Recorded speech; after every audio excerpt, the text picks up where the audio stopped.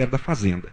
Então, as discussões que vêm sendo feitas a respeito desse tema são discussões amplas dentro do governo, com uma participação significativa de vários setores e que levam em consideração todos os impactos possíveis e potenciais que podem ocorrer quando vier a ser instituída uma determinada logística reversa. Essa tua colocação, de certa forma, responde, posso entender assim, então, um questionamento bem prático que foi colocado pelo Dr. Pedro Zidói, que é: as farmácias têm total interesse em aderir e receber esse tipo de produto nos estabelecimentos, porém não sabemos como vai ser feito daí para frente. Seria isso? Então, tudo isso está sendo considerado nessa discussão?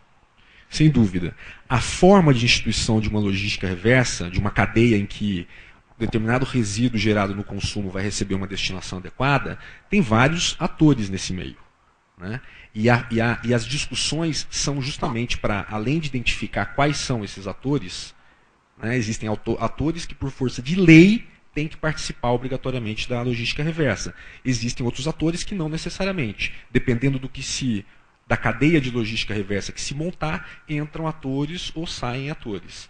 Logicamente, com todas essas avaliações que eu mencionei. Ok.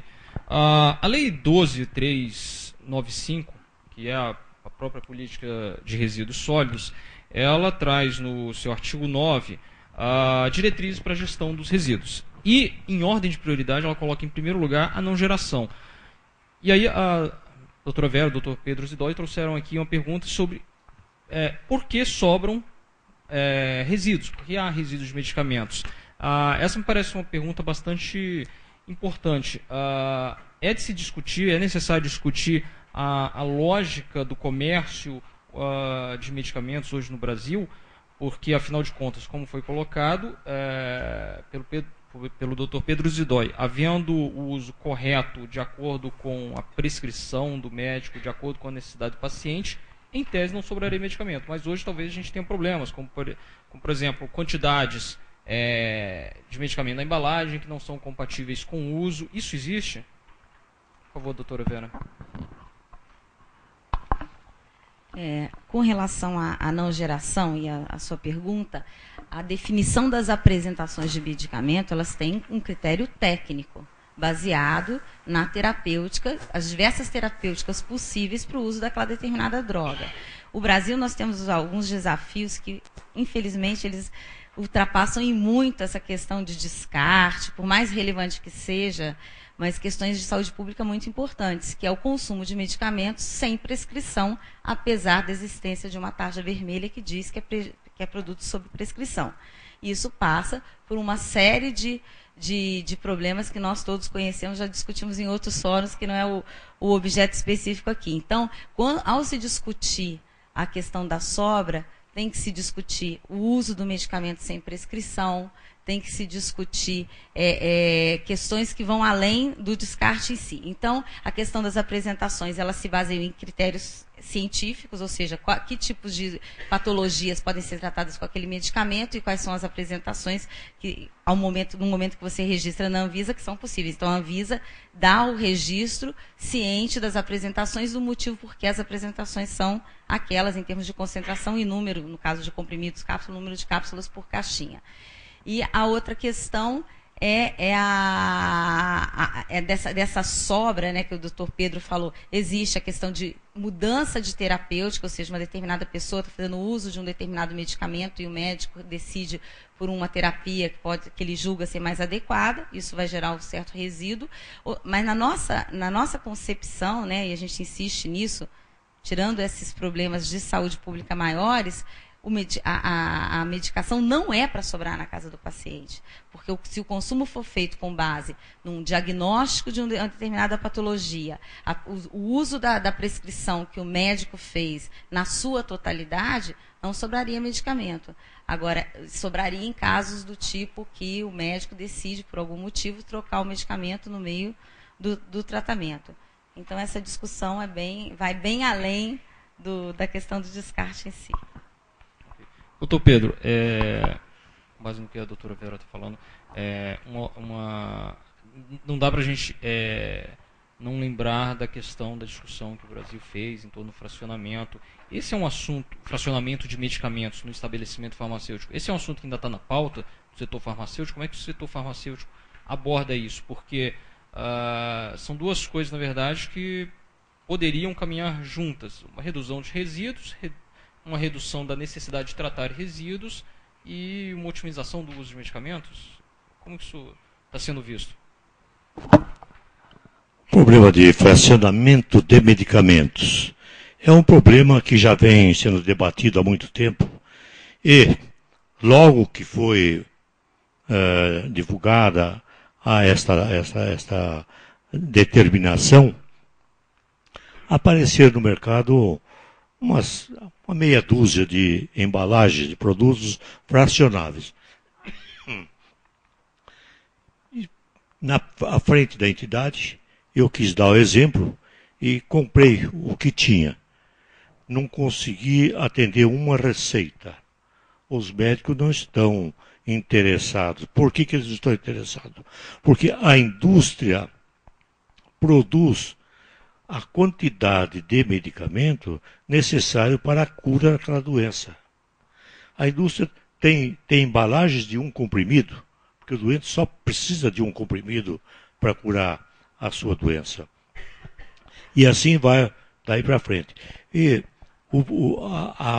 a lei que determina o fracionamento, ela não determina as exigências que foram colocadas para o farmacêutico, que só ele é que vai poder atender o produto fracionado.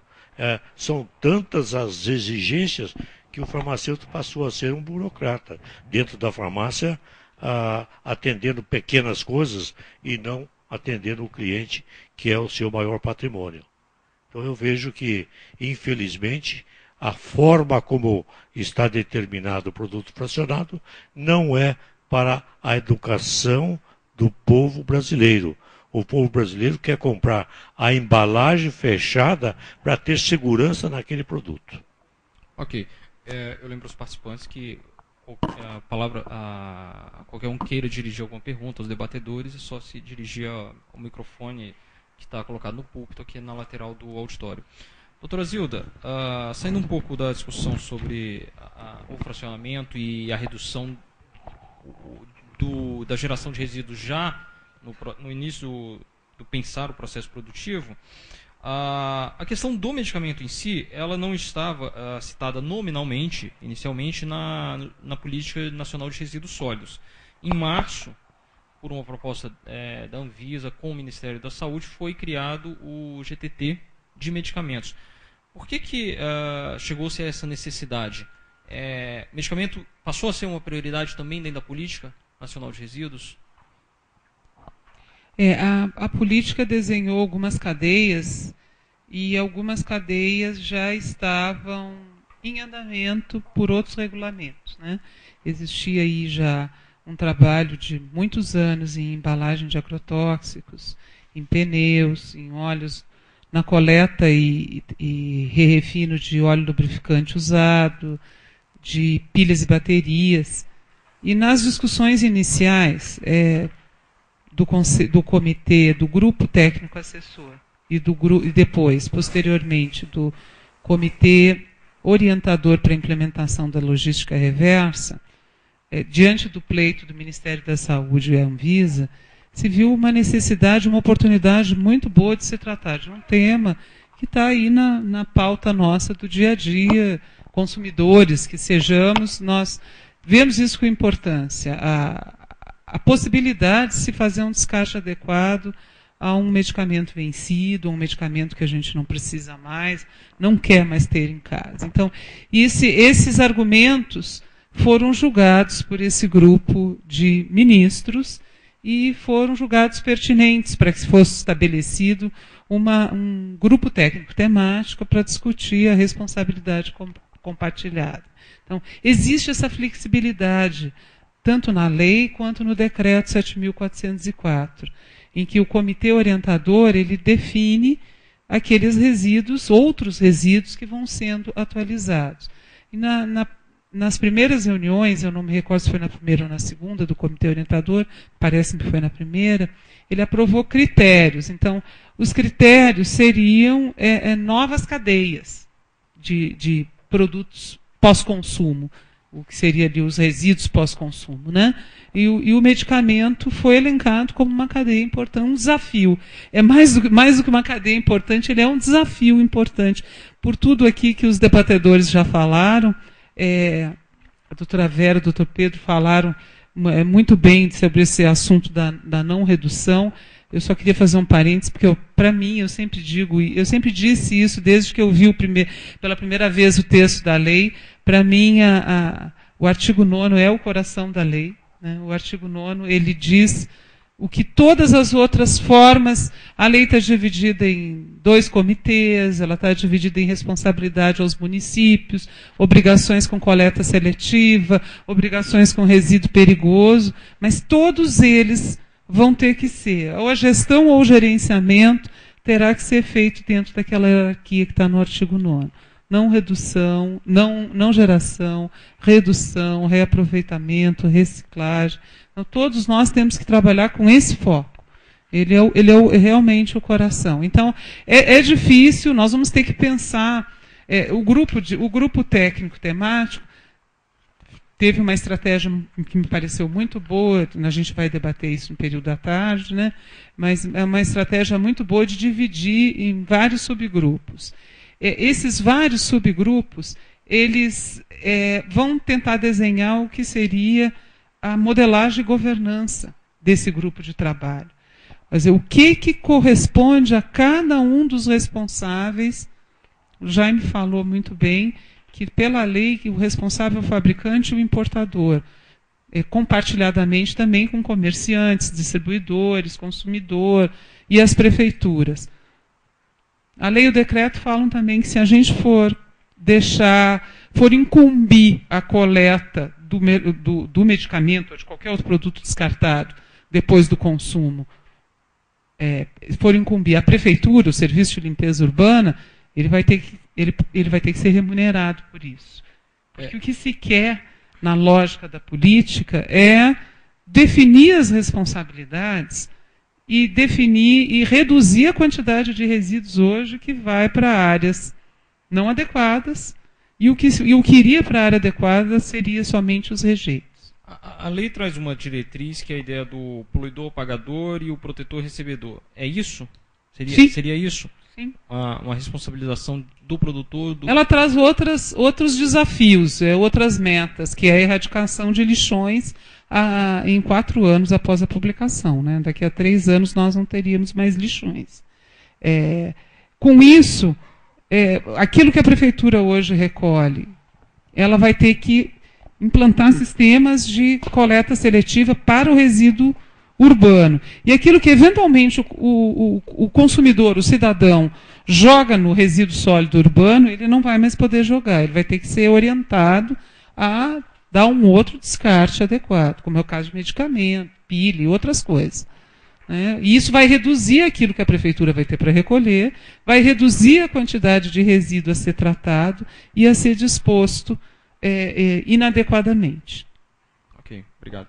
Doutor Jaime, um dos pontos que a Política Nacional de Resíduos traz é a ideia dos acordos setoriais. Isso talvez seja particularmente importante numa cadeia complexa como é a cadeia de medicamentos, com diversas escalas e empresas de diversos tamanhos, e uma cadeia, às vezes, complexa, com uma variedade de produtos muito grande. Dá para a gente dizer que o acordo setorial seria um instrumento prioritário para a gente conseguir chegar a uma solução prática e realizável de logística reversa no mercado de medicamentos? Sem dúvida, Carlos. Uma das grandes inovações que trouxe essa lei em matéria de gestão de políticas públicas foi justamente a introdução de um instrumento que é um instrumento contratual. É um instrumento consensuado a respeito de como conduzir determinada política, determinada obrigação que a lei instituiu, tanto para o poder público como para a sociedade de uma forma geral. Previamente a essa lei, alguns setores que para quem já era implantada logísticas reversas, por exemplo, como é o caso de agrotóxicos, que tem uma obrigação legal a respeito de retorno de embalagens, como o caso de pneus, que há inclusive resoluções do CONAMA, como no caso de óleos lubrificantes, em que há resoluções do CONAMA. A forma de se discutir, de se implantar logísticas reversas, era por via normativa, né? O poder público elegia um determinado setor, uma determinada prioridade, e a partir dessa prioridade se editava uma norma prevendo que determinadas responsabilidades dentro da cadeia para que os resíduos gerados do consumo do produto recebessem uma destinação adequada. A logística reversa, o acordo setorial, ele inovou substancialmente nesse cenário. Em função de ser um assunto, a destinação de resíduos de cunho ambiental, que a própria Constituição estabelece como sendo uma matéria de responsabilidade da sociedade de uma forma geral, do poder público, do setor privado, o ideal é que a criação dessas logísticas reversas sejam feitas da forma mais negociada possível. E o acordo setorial vem responder a essa necessidade. Dentro do acordo setorial, dentro da formatação do acordo setorial, que tem todo um processo estabelecido em decreto, com momentos de consulta pública, momentos de debate, momentos de avaliação da viabilidade técnica, momentos de avaliação da viabilidade econômica, dentro desse debate, desse processo, o que se pretende construir é uma proposta de logística reversa que venha a responder tanto às necessidades impostas pela própria lei, que é que os resíduos recebam uma destinação adequada e que cada um dentro da cadeia responda por sua parcela de responsabilidade, inclusive os consumidores, porque os consumidores, uma vez instituído um sistema de logística reversa, eles são obrigados legalmente a destinar o resíduo gerado nas residências para pontos de coleta, né? Então, que todos dentro da cadeia respondam por sua parcela de responsabilidade. E esse acordo setorial também, ele certamente vai viabilizar que as logísticas reversas sejam implantadas dentro de um equilíbrio, dentro de um ponto ótimo, né? Que traga a maior quantidade de benefícios, que traga o maior nível de benefício e em contraposição ao menor nível de ônus para todos os integrantes da cadeia, passando, como eu disse, desde o consumidor até o fabricante e importador. Então, não é por outro motivo que o próprio governo, o próprio comitê de ministros e a comissão de ministros e o comitê gestor da logística reversa elegeu o acordo setorial como o instrumento onde o governo vai colocar toda a energia para implantar a política nacional de resíduos sólidos. No quesito logística reversa, obviamente, existe uma série de outros instrumentos na própria lei, coleta seletiva, existem os planos de gerenciamento de resíduos, mas no que diz respeito à logística reversa, o principal investimento do governo é o acordo setorial. Ok. Eu queria perguntar aos representantes do setor produtivo, indústria e varejo. A gente tem experiências no Brasil, alguns casos de recolhimento. Eu já ouvi falar alguma coisa de algumas redes que têm trabalhado já nessa proposta de oferecer ao consumidor essa possibilidade de recolher o medicamento que sobrou em casa. Como é que isso tem funcionado, pelo que vocês conhecem? Doutora Vera, primeiro. Na verdade, tem casos pontuais, iniciativas até dentro de um conceito de marketing mesmo, de visibilidade, mas muito pontual, muito localizado a uma determinada indústria, a uma determinada rede de farmácia. Tanto que, em conversas setoriais, com entidades que representam essas redes, enfim, você não tem dados que nenhum de nós possamos julgar extrapoláveis para o universo Brasil, para o universo, porque o Brasil é feito de diversos países no mesmo país. Você tem uma realidade de São Paulo, não só com relação à composição do comércio farmacêutico, a distribuição da população, e você tem a realidade do norte, nordeste do país, que é completamente diferente, inclusive com relação à destinação dos resíduos. Enfim, olhando toda a realidade, qualquer experiência muito localizada, principalmente em São Paulo, fica muito difícil da gente extrapolar. Eu só queria fazer um comentário rápido. Quando você me perguntou com relação à não geração, você me perguntou da questão das apresentações. E logo na sequência você introduziu o fracionamento. Só queria fazer um comentário que passa pelo mesmo raciocínio. O fracionamento ele pode ser muito bom em países em que você tem a farmácia com farmacêutico, o respeito total à prescrição médica, ou seja, você não compra medicamento que exige prescrição sem prescrição. Com a situação hoje do Brasil, e a gente sabe os N motivos desse tipo de situação, ou seja, não havendo um controle e uma fiscalização dessa prática, ou seja, da não existência do farmacêutico e da compra sem receita médica, o fracionamento traria prejuízos, riscos à saúde muito maior muito mais relevante do que seria a consequente e eventual não geração de resíduo. Então, eu acho que essa discussão ela é muito maior e a gente tem que ter muito cuidado para não implantar algo que não tem viabilidade na ponta, que você não tenha como fiscalizar e controlar o que está acontecendo na ponta. Tá?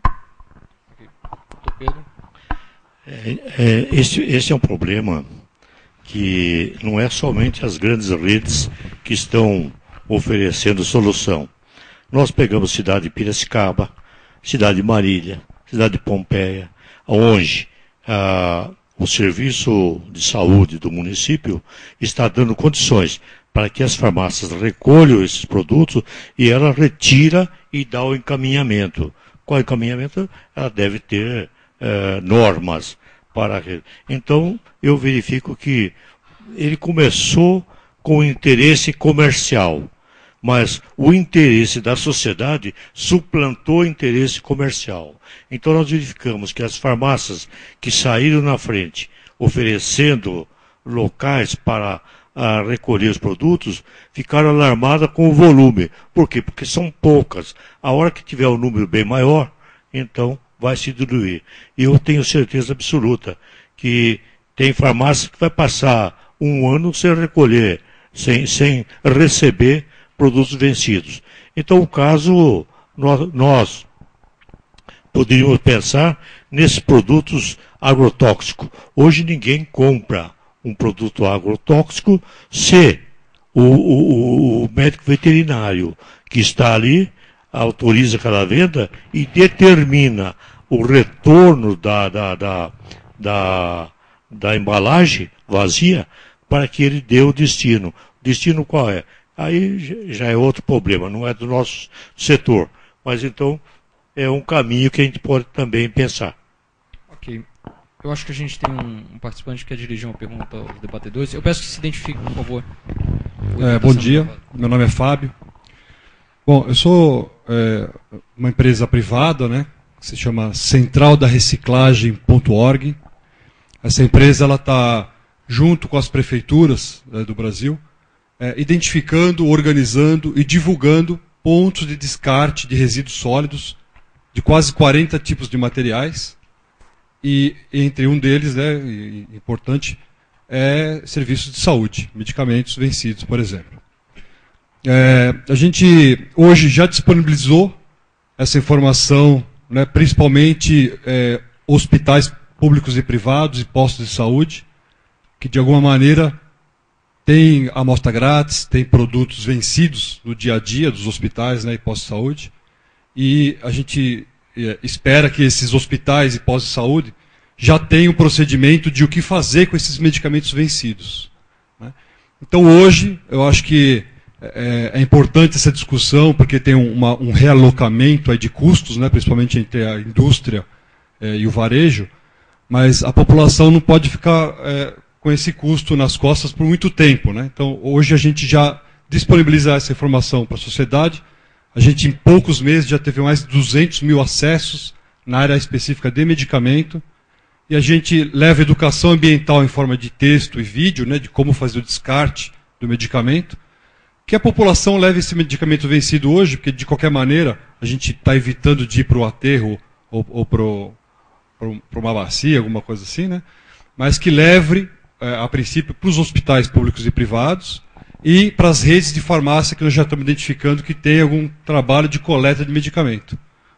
Então, essa plataforma de logística reversa, de alguma maneira, ela está praticamente montada do ponto de vista do consumidor, onde descartar o medicamento vencido ou sobra de medicamento.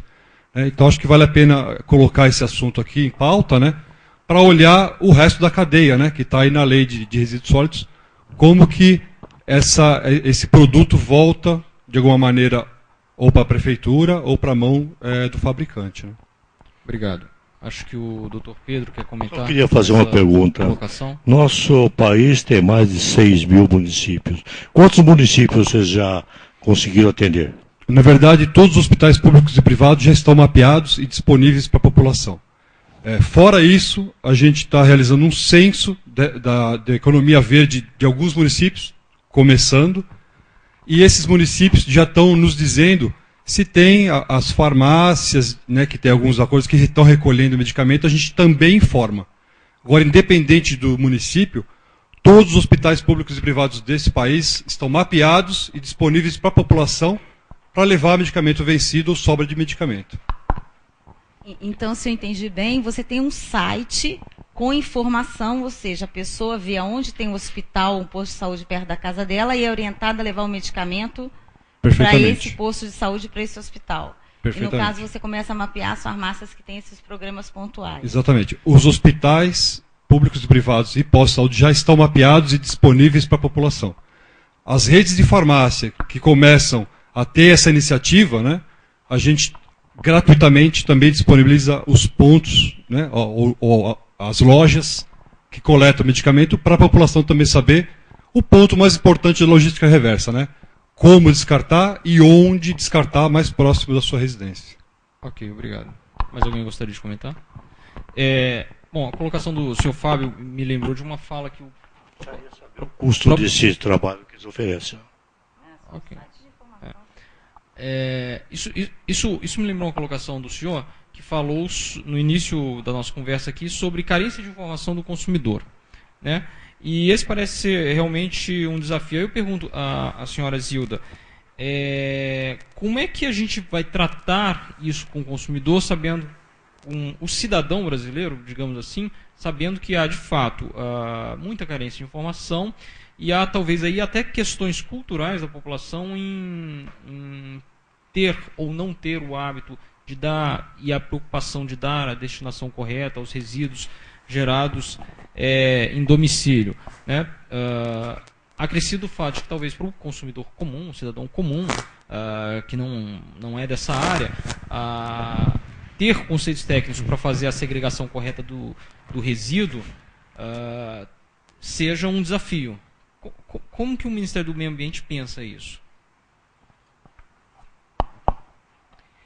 O Ministério do Meio Ambiente, vocês até veicularam antes aqui dos debates uma parte aí da campanha que o Ministério colocou na mídia a partir da Semana do Meio Ambiente, em junho, incentivando a separação do lixo, né? Qualquer trabalho de mudança, eu trabalho na área ambiental há mais de 20 anos, então, assim, mudança de comportamento é um desafio grande da área ambiental, de vários setores, mas da área ambiental é um desafio muito grande. Nós vamos ter que atacar por todas as frentes, né? Não adianta só ter uma grande campanha institucional veiculada no rádio, na TV, nos jornais, nas revistas, mas nós temos que ter isso no dia a dia também. É importante a participação da indústria, do comércio, também informando sempre que possível ao consumidor, ou na nota fiscal, ou através de cartazes, de uma parceria que se pode ser feita de cartazes, mas sempre tendo as informações para chegar ao teu consumidor. Talvez no futuro